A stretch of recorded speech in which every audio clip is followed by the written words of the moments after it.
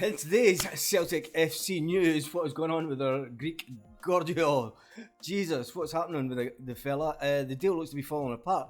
The deal that want to take him to America, Celtic will never go for it. Anyway, we'll talk about the Dundee United game tomorrow. Give you a predicted lineup for the Celtic Dundee United game that kicks off at 3 o'clock tomorrow, Celtic Park time, 4 o'clock for us here in Europe. And then I'm going to talk about Ange Postecoglou and how the Dundee United gaffer has been raving about him, and the words of wisdom that he gave after the Gallen defeat in Glasgow last November. So straight into the Celtic FC transfer news.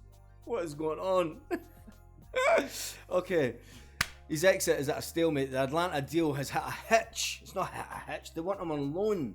What is it with the clubs wanting people on loan and then they're looking to buy him after as long as he meets targets? That is not going to happen. He's going to end up staying at Celtic. And if he does stay at Celtic, well, he's here to the summer and he's going to score lots of goals for us. And we've then got 3 strikers. Oh, when was the last time Celtic had 3 really good strikers at one time? Celtic are playing hardball with Atlanta United for Giakoumakis, and they basically tried to get him on loan with an option to buy. Celtic have already had a bid for $4 million on the table from Japanese side, Red Diamonds, and it's up to the player. It's not up to the player because the Celtic are basically saying that he's not going anywhere on loan. They want the money up front, or they want a guarantee that they're going to pay the $4 million. And I think the stalling point seems to be that the club is unwilling to. They want to put in some performance-based crap into the contract. So, it's just one of these things. It's going to be, I think it's going to go to the wire, this one. We've got 3-4 days left of the transfer window. It's going to be one of these mad rushes at the very last moment to get the player out the door. I'm not sure when the American market shuts, but it's just going to be one of these things. Who knows? Who knows where that's going? Anyway, talking about tomorrow, Celtic play Dundee United. The high-flying Celts are marching towards a domestic treble again.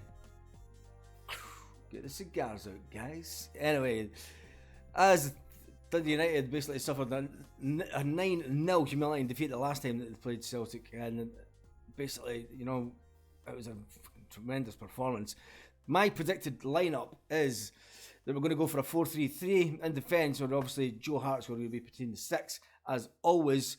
He's done really well since he's come in. He has conceded a few in big games for us, but he is the main man between the sticks for us, and he gives us that bit of stability in the team. After Josip Juranovic has left and went to Union Berlin, Alistair Johnson's came in with Anthony Ralston being out the team. Starfelt will keep his place, I feel, and Greg Taylor he might replace Bernabei. I think Taylor's back in contention. Carter Vickers is also back in contention after picking up a knock. Will he take the place of Kobe Ashe? This is the question that's now being asked. Or will Cameron Vickers be left out of the team? We'll have to wait till tomorrow. So that's the defence sorted out. The midfield, where did we start with the midfield? Iwata's basically came in to bolster the midfield. Callum McGregor, he'll still be in there. I think that Aaron Moy, you can't leave him out either. McGregor will still be there. Aaron Moy will be there. On the wings, I think Matt O'Reilly might come back into the team. I'm not too sure. Could do. Rio Tati, he's in contention as well. He could come in place for David Turnbull. But either way, we have a massive squad, and it's actually a great time to be a Celtic fan. We're saying that again. We said that under the steward of the Snake, who was 50 yesterday, and then he went down to Leicester. But it is a great time to be a Celtic fan once again.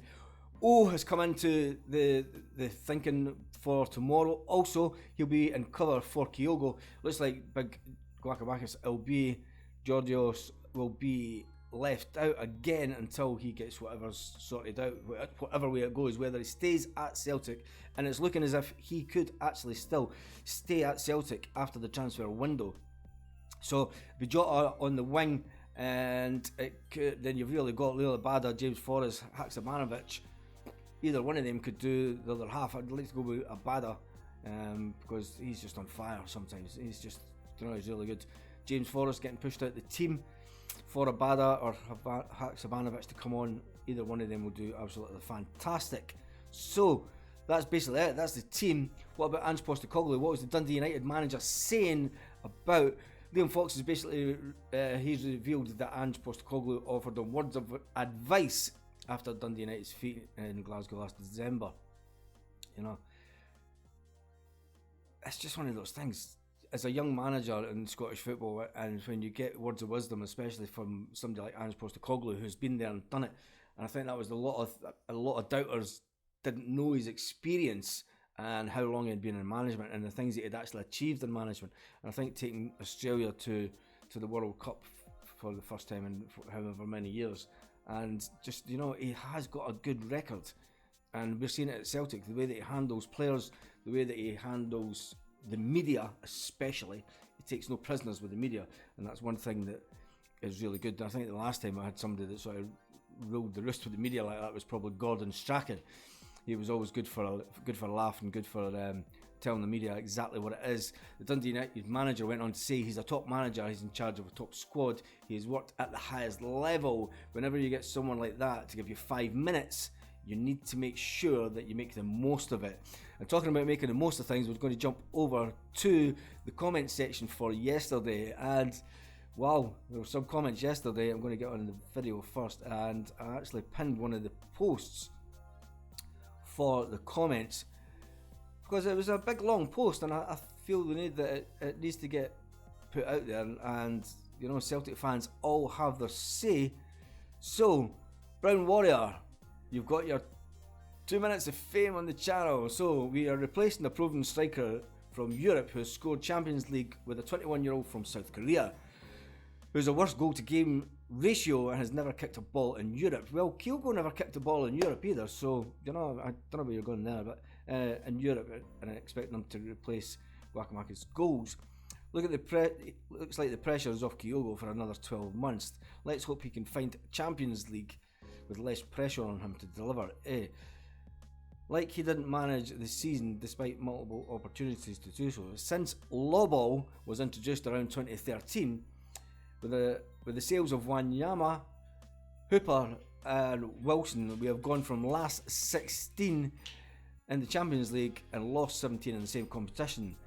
Now it's been very I'll let you just read the post yourself. He goes on and he's basically saying that Ange Ball is basically bollocks.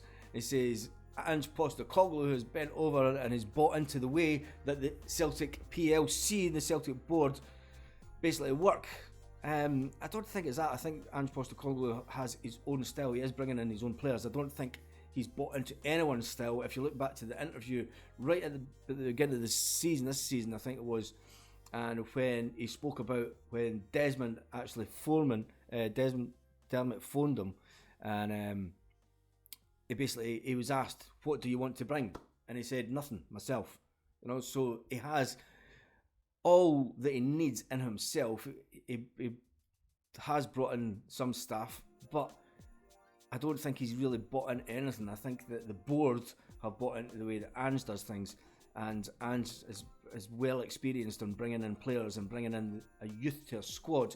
Now, I remember years ago someone said to Alex Ferguson, you will never ever win the English Premiership with young players, when he got out the likes of Innes and everybody like that, and he wiped out the whole team. He basically got rid of them and he brought in all the youth who went to be on the Beckham Babes, as they were called at the time, and they went on to win the league for years to come, and they went on to finally win the Champions League in 1999. So I think you have to be careful with what you're wishing for, but he's obviously got a jipe with Lowell as of that over the years, but I think we failed in the last. It's just a big rant. It's just a big rant. I've kept this up here long enough. On that note, if you're still watching, have a great day, Celtic fans all around the world.